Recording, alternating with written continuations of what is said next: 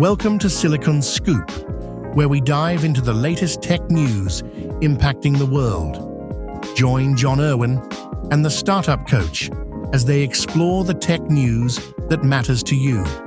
Stay ahead, stay informed, and now on with the show. We used to think quantum computing was sci-fi, but IBM's new 1121 qubit Condor chip just dragged it into reality. If you rely on standard encryption or GPS, the foundation of your tech stack is about to crack wide open. So the quantum era has just went hardware native. We've moved beyond theory. IBM's Heron and Condor processes are live, enabling calculations for drug discovery and logistics that classical computers physically cannot handle. We are transitioning from noisy experimental to actual error-corrected processing. This triggers the harvest now, decrypt later crisis. Your current data is being hoarded by bad actors to be unlocked by these very machines in a few years. What do you think about this, John? I think this is great. And this is kind of talking about just kind of letting you know the changes that the five big changes that we've covered individually previously. So some of these include advances in medicine and material discovery, sensors that dramatically improve navigation and health monitoring, optimization of complex systems like logistics and finance, ultra-secure communications that resist hacking, and tools to boost artificial intelligence. So quantum technology, just to get everyone on the same page, it leverages quantum mechanical principles, such as superposition, which is a system existing in multiple states simultaneously, and entanglement, which is correlations that link particles across a distance. So these phenomena enable quantum computers, sensors, and communication systems that work fundamentally different from classical devices. Some people like to call it magic, but instead of bits that are either 0 or 1, quantum systems use qubits that can be 0 and 1 at the same time, which allows them to process information in ways that classical computers can't. So the core idea itself, it underpins a new class of tools. So quantum computers, they can explore huge combinations of possibilities at once. So they can crack your password in less than, a few seconds. Quantum sensors, because they're so sensitive, they can detect signals with far greater precision than existing devices. And we covered all of this, but quantum communication systems that use quantum states to transmit information securely. And so they could transform all of these fields once it gets to a usable thing. Right now, and we've talked about this too, right, Craig? Quantum computing is where computers were in the 70s, I think it was. Yeah. Yeah. Go ahead. No, you're going. Think of this update like a mouse in a maze versus water in a maze. A classic computer is the mouse. It runs into a wall, turns around, tries a new path. It's fast, but it does one thing at a time. Quantum computer is like pouring water into the maze. The water flows down every path simultaneously, and it instantly finds the exit. So we just upgraded from the mouse to the host. I am excited about this. Every time we see these new chips and these new breakthroughs, quantum computing becomes more of a reality to me and it seems like 10 years closer almost every time. So, we're talking about near term within less than 5 years for specialized sensors using these chips, and about 10 years or so for having them on your desktop. Yeah. And for those of you that are like, oh, well, we're like, there's no, quantum is so far away, or quantum computing or quantum mechanics it's still sci-fi. To be honest, there's a lot of technologies that we take for granted. So MRI machines, lasers, GPS atomic clocks, they all depend on quantum mechanics, even if we don't realize it. And these come from sort of the first wave of quantum technology that exploited quantum behavior, but not the full quantum information processing. So we already have implementation in industry now. We just haven't taken it to the next level. And we're starting to see it used more and more in everyday things we never would have thought of. Like we talked about a couple of weeks ago, we talked about how quantum computing is going to be used in edge states of robotics to determine the exact position of the arm and state in real time in the local, in the wrist or in whatever, because the computational power is too much. But at a quantum state level, you can now have that robot react in real time so much faster than it could have before. Yeah. It's accelerating. I think in my opinion, it's accelerating faster than the development of the computer, but it's much more complex as well. So it could seem like the reason why I'm saying that is because quantum is so much more complex than a computer. And so it might seem like it's accelerating slow because of technology, because of where we're at, and because of how many people can be involved in the internet and all that sort of stuff. I think it's evolving much quicker than the computer was back in the day. As you mentioned, we're in the vacuum tube transistor moment.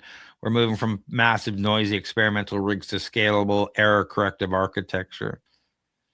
To make these chips work, they operate at near absolute zero, negative 273 degrees Celsius. That is colder than deep space. These machines require a dilution refrigerator that sounds like a jet pulse compared to your refrigerator hum.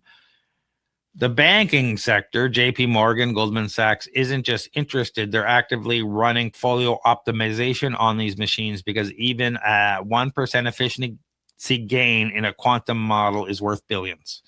So keep that in mind. You know, they're not just something that's out there. And if you didn't know, biology did it first. European robins actually use quantum entanglement in their retinas to see Earth's magnetic field for migration. We are just trying to reverse engineer a bird's eye. Think about that. Yeah. This is so. The thing is that quantum technology is not a single thing. It's a suite of emerging technologies.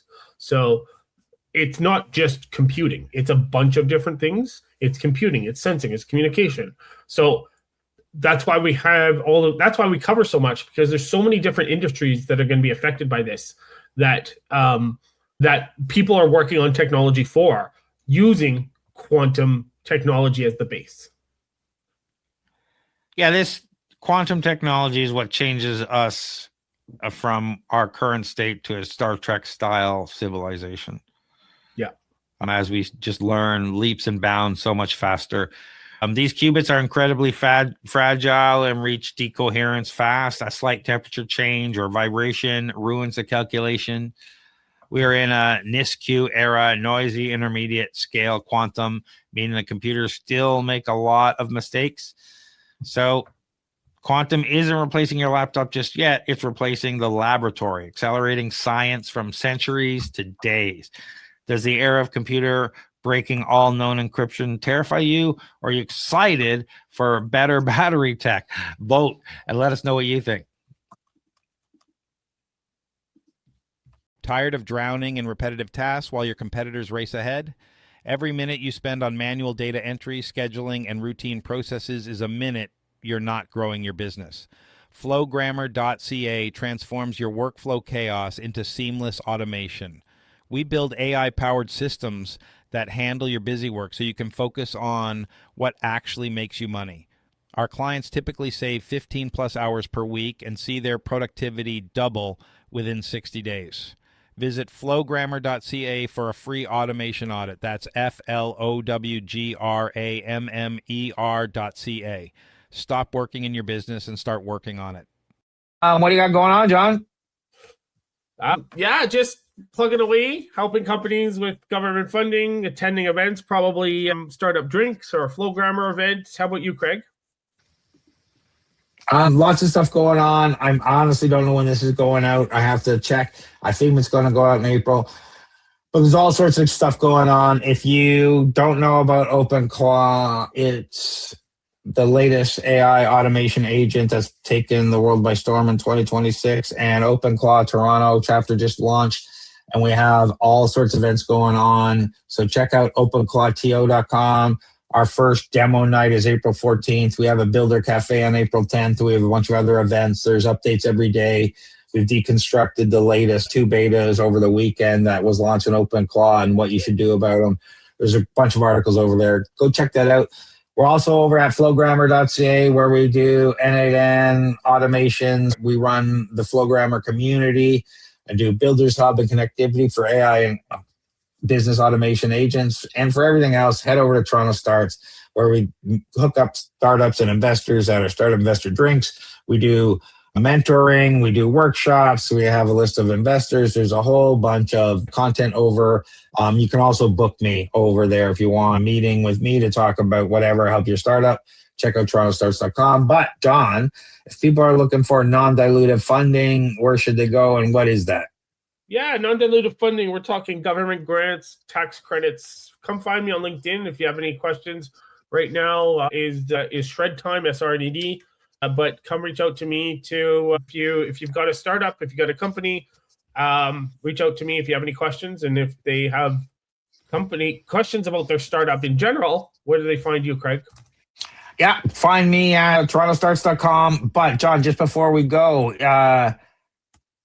something's open right now, and it's closing May 31st. Thank you. Can Export. And what? Yeah. So what if should you have people at know least about that? 300,000 in revenue in the previous year, and you're looking to expand outside of Canada, reach out to me, and we can put together. We can talk about an application for Can Export. All the links we talked about will be in the show notes wherever you're watching this. Thanks for watching, everybody. Leave us a comment, give us a like, give us a subscribe. We really appreciate it. Thanks, everyone. Thanks, everyone. Thanks for tuning in to Silicon Scoop.